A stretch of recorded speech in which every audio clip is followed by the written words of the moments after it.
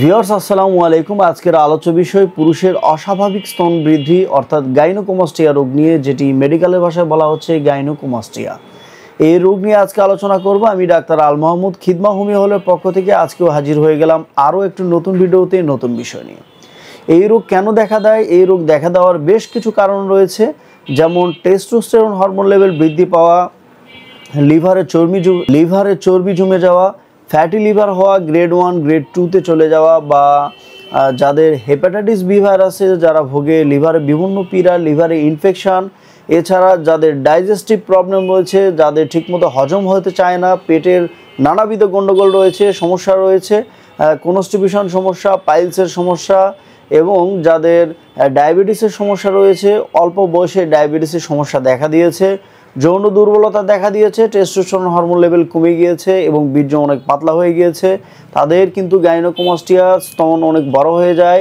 এবং এই সমস্যা দেখা দিলে রোগীরা ঠিকমতো গেঞ্জি পরতে পারে না, খালি গায়ে বের হতে পারে না, যুবকরা বন্ধু বান্ধবের সামনে যেতে পারে না, হাসি ঠাট্টার একটি কারণ হয়ে যায়। যার এই রোগ হয় সে বুঝতে পারে যে সে কতটা বেশি সমস্যার মধ্যে আছে, কতটা বেশি লজ্জাকর একটি বিষয়ের মধ্যে আছে। এবং এই রোগ দেখা দিলে এই রোগ থেকে নানাবিধ সমস্যা, যেমন যৌন দুর্বলতা, দ্রুত বীর্যপাতের সমস্যা, লিঙ্গ শিথিলতা, এই সমস্যা দেখা দেয়।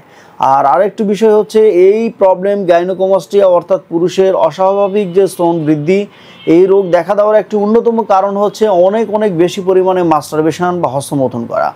যখন অনেক বেশি পরিমাণে হস্তমৈথুন করা হয় তখন শরীরটা ল্যাথার্জিক হয়ে যায়, শরীরটা ফ্ল্যাবি হয়ে যায়, ফুলে যায়, তখন কিন্তু এই সমস্যাটা লক্ষ্য করা যায়। এই সমস্যা থেকে আপনি দ্রুত যদি সুস্থ হতে চান তাহলে আপনার ভাজাপোড়া খাওয়া থেকে বিরত থাকতে হবে, বাইরের ফাস্টফুড খাওয়া থেকে বিরত থাকতে হবে, এবং ল্যাথার্জিক লাইফ লিড করা থেকে বিরত থাকতে হবে। প্রতিদিন কমপক্ষে আধা ঘন্টা থেকে 1 ঘন্টা পর্যন্ত হাঁটাহাঁটি বা সাইকেলিং করার চেষ্টা করুন, শারীরিক পরিশ্রম করুন, শরীর থেকে ঘাম ঝরানোর চেষ্টা করুন, এবং মাস্টারবেশন করা থেকে বিরত থাকুন।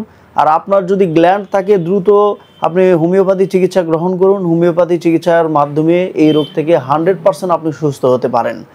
যদি আপনার 1 থেকে 2 মাস বা 3 মাসও সময় লাগে, আপনি হোমিওপ্যাথি চিকিৎসা নিয়ে দ্রুত এই রোগ থেকে সুস্থ হতে পারেন।